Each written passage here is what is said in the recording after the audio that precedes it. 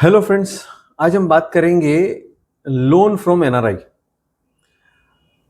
क्या आपको पता है कि एक रेसिडेंट पर्सन जब किसी नॉन रेसिडेंट पर्सन से लोन लेता है तो उसमें फेमा इन्वॉल्व होता है। फेमा के कुछ रूल्स हैं जो आपको फॉलो करने होते हैं। तो आप कभी भी किसी भी नॉन रेसिडेंट से लोन लेते हैं, आपके फ्रेंड हो, आपके रिलेटिव हो, तो कुछ चीज़ों की आपको ध्यान रखनी चाहिए, तो ही वो लोन आप ले सकते हैं, अदरवाइज वो फेमा का कॉन्ट्रावेंशन हो सकता है। तो क्या क्या चीज़ें ध्यान रखनी होती है मैं आपको बताऊंगा। तो एक जब रेसिडेंट पर्सन किसी भी नॉन रेसिडेंट से लोन लेता है तो वो लोन नॉन रिपाट्रिएबल बेसिस पर ही होना चाहिए। इसका मतलब ये हुआ कि जब आप लोन किसी से ले लेते हैं नॉन रेसिडेंट से, तो वो पैसा आपको इंडिया में ही देना है। मतलब वो आपको उसके एनआरओ अकाउंट में देना है।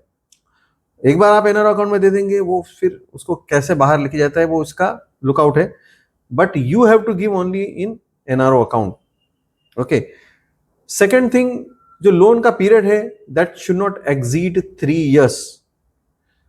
थर्ड, इंटरेस्ट रखना है लोन पे या नहीं रखना है, that is your choice.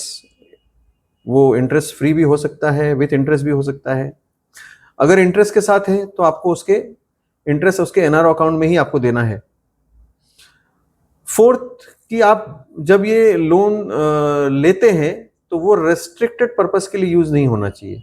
Restricted purpose मतलब वो पैसा लेने के बाद आप उससे एग्रीकल्चर लैंड नहीं खरीद सकते, इंडिया में फार्म हाउस नहीं खरीद सकते।